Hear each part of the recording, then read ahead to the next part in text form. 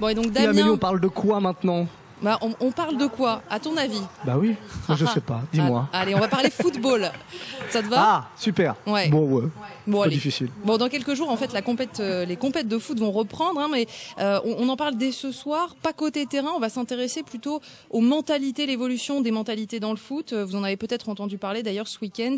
Cette agression particulièrement violente, celle du président du Foot Paris Gay, un club qui milite contre l'homophobie dans le foot depuis des années, puis dans le sport en général. Julien Pontès a été roué de coups par 3 hommes après avoir refusé tout simplement une cigarette. Il était avec son mari et il aurait aussi reçu des insultes homophobes. Salut Ajara Mohamed. Salut Amélie. Alors tu t'es penchée sur la question, est-ce que les choses ont bougé dans le monde du foot pro? Eh bien oui, mais pas assez vite, surtout dans le foot masculin, selon Jacques Lisée, responsable de l'éducation au Paris Foot Gay.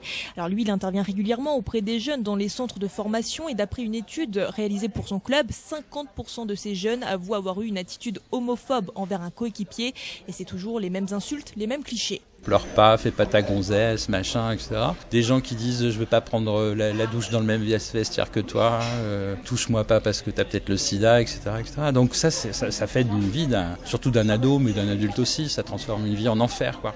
Et le pire, c'est quand les adultes s'y mettent. Rappelez-vous ce dérapage en 2009 de Louis Nicolin, le président, un peu grande gueule, il faut le dire, de Montpellier, club de Ligue 1. Les coéquipiers, quand ils me parlaient de filles, j'étais obligé de mentir, d'aller à des rencarts avec des femmes. J'avais l'impression d'être devenu un monstre, mais il fallait que je m'en débarrasse.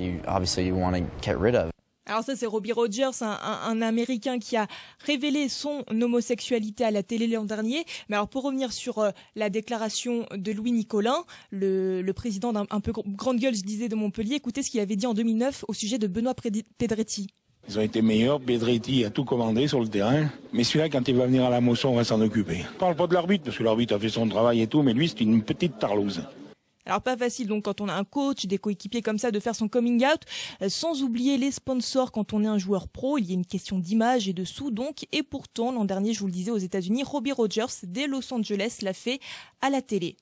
Parce que Barack Obama, parce que Nike, parce que tous les partis, les leaders d'opinion, les leaders charismatiques de la télévision ont dit qu'ils soutiennent les jeunes, ils les invitent sur les émissions de télé, etc. Donc oui, il y a un vrai soutien national sur cette question-là. En France, c'est l'indifférence totale. Bon. On s'est un petit peu mélangé les pinceaux dans les sonores, mais c'est pas grave parce qu'on a entendu tout à l'heure Robbie Rogers.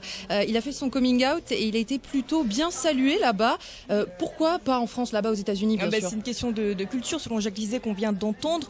Barack Obama aux États-Unis, il a salué le coming out de Robbie Rogers et un soutien total et national, c'est ce qui manque en France encore et c'est ce qui avait manqué à l'anglais Justin Fashanu, premier joueur en activité à faire son coming out. C'était en 1990.